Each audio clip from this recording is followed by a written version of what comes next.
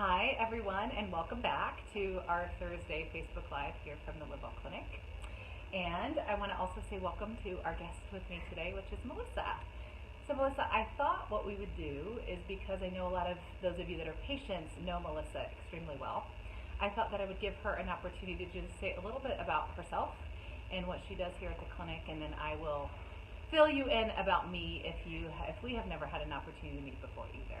So Melissa, why don't you tell everybody the role that you get to play here at the clinic with our patients? So I'm the health coach here and the patient education director. I actually came to Livewell as a patient initially about 3 years ago, just celebrating this month, my new lifestyle. So that's very exciting. And so I work with lots of patients here. Everybody, not everybody, but a lot of patients will come to me for nutrition advice, or sometimes it's support in the form of counseling, or help with meal planning, or accountability. So there's lots of different things that I can help people with. Yeah, and I know the idea of a health coach was a little bit mysterious to me until recently, but I always tell Melissa she can be your cheerleader, she can be your accountability buddy. She really is for people. Whatever it is, your grocery store tour guide. Yes, She helps people decipher how to connect what they're being asked to do with practically what that looks like, which can sometimes be tricky. So and learning how to read labels. Yes, and learning how to read labels, which is a big deal. Yeah. As you can tell, we're cozying up here on this fall day. Yesterday felt like summer, but today, 58 degrees, I think. And so we have our warm fire behind us. You can enjoy that if you ever choose to stop by the clinic and say hi. I am Christina Davis, and I have been with the clinic now. I just celebrated my 4th year here. And some of you know I'm a recovering banker. So if anybody out there knows me in my former life, this is what I get to do now. And I serve here as the director of operations. So I manage a lot of kind of behind the scenes processes, but also our initial patient connection in the form of our introduction to living well classes and other things. So this month, October, as many of you know, is Cancer Awareness Month. Now, by the way, did you also know that today is National Taco Day? I did hear that on the radio several times. Yeah. So whatever form that takes for you, I have an 8-year-old at home that's super excited about National Taco Day, so we'll be making that happen. And it's a really good lead-in, actually, because we're going to be talking about cancer and the connection with nutrition and food. So even things that can be scandalous, like tacos, can also be healthy and delicious if we look at them a little differently. So Melissa is going to help us for a few minutes today unpack the connection between nutrition and cancer, which of course is our theme for this next few weeks. So Melissa, let's start with an easy one. Yep. And by the way, none of these are easy.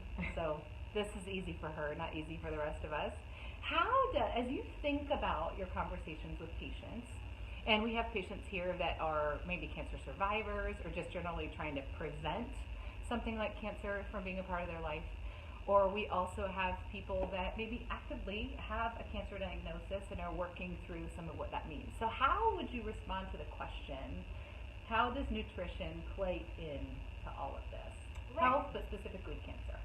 I mean, specifically with health, obviously, nutrition is really it's the building block. Yeah. Right? That's the information that we're giving our body to which hormones we're going to produce, which neurotransmitters we're going to make, right? So it's not just, it sounds good, it's the information that we're programming this machine with.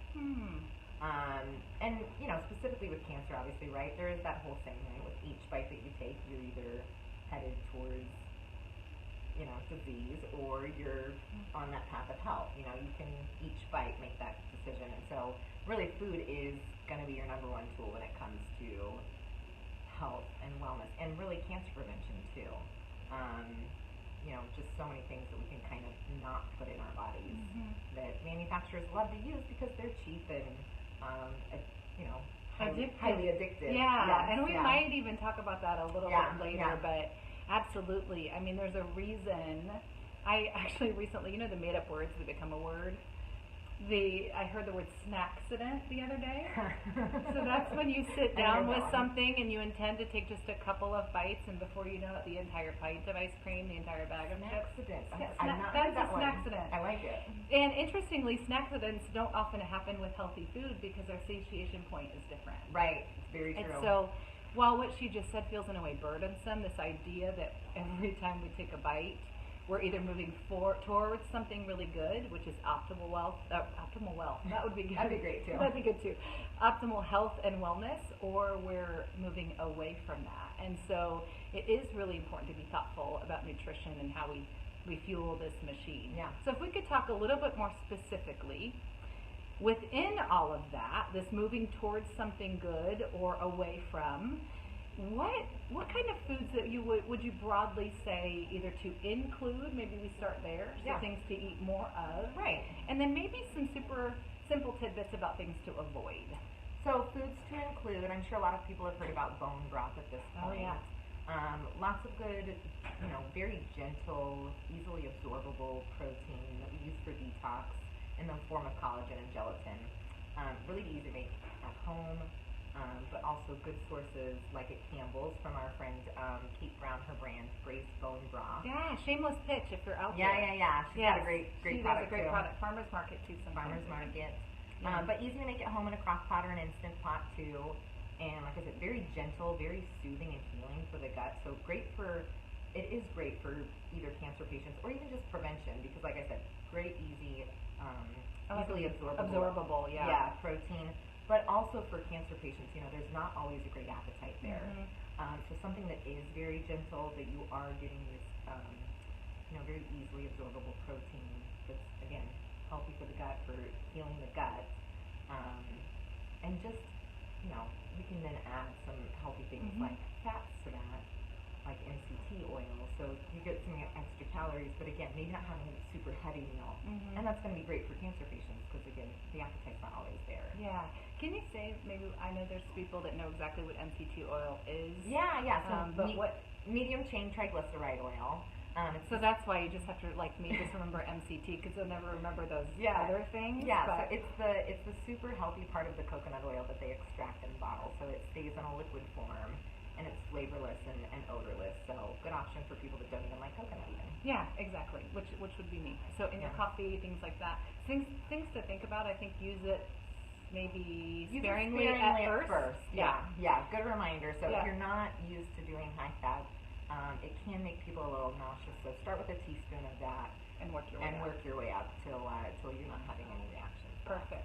So I'm hearing high quality fat. I'm hearing bone broth. Yeah. What are some other foods? So turmeric. Oh yeah. We've actually had, I think, a few patients now that have done one of our cancer tests here, and it tests for what form of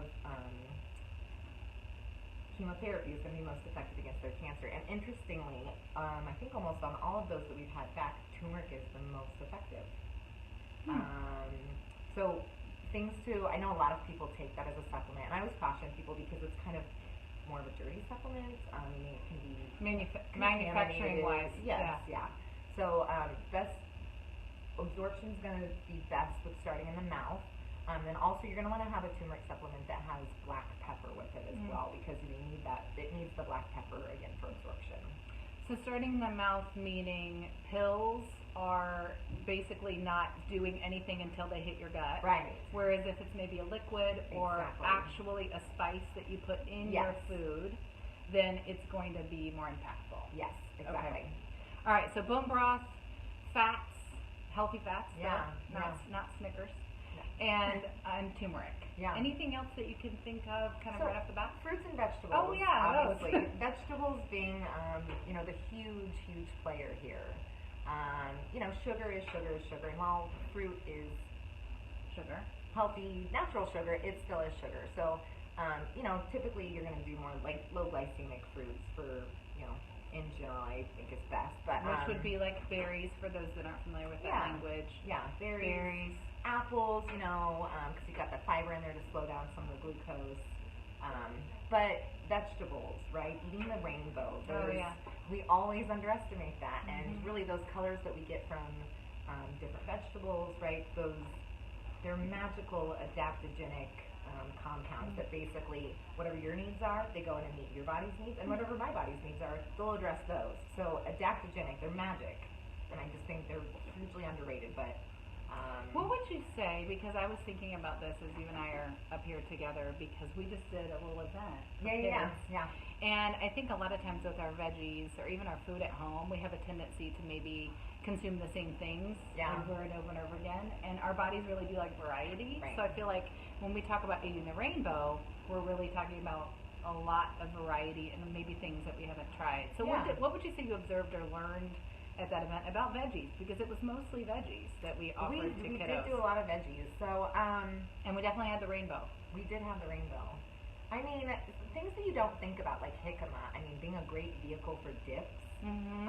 But, you know, widely underused Mhm. in most people's, you know, cupboards and fridges at home. So, there's good options out there, but it means getting creative sometimes. And also, like the veggie noodles that we see now. Mhm. You know, a lot of people have issues with giving up some of the grains and the pastas, but really you can get super creative with the different veggie noodle varieties that are out there, and make some really good dishes. Yeah, and I was also really surprised. We had mostly kids in attendance that night, and I was amazed how open these kids were, one, to trying it, and then when they cast their vote, how often they liked things that we didn't necessarily expect that they would like. And I think one of the reasons we don't eat the rainbow at home sometimes is because we are so focused on, I just need to give them something they'll eat, for crying out loud. Yeah. And they actually, we found out, would eat a lot. Right. So eating the rainbow is a big one, and making sure that you have color on your plate and color in your refrigerator, Yeah. and making sure that you're giving your body that variety. And I love, by the way, this idea that vegetables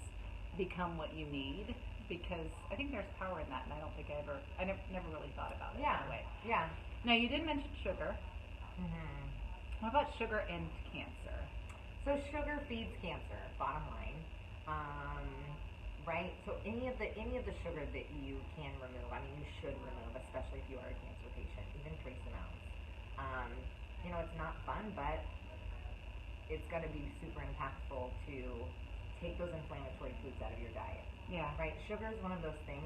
It's just become so widely accepted in our way of life, right? I mean, I had somebody this morning that said, you know, I need help reframing how I think about breakfast. And I said, you know, if I needed we that. thought about breakfast Yeah. the way that most people think about breakfast, we're eating dessert for breakfast, right? 4 grams of sugar is a teaspoon.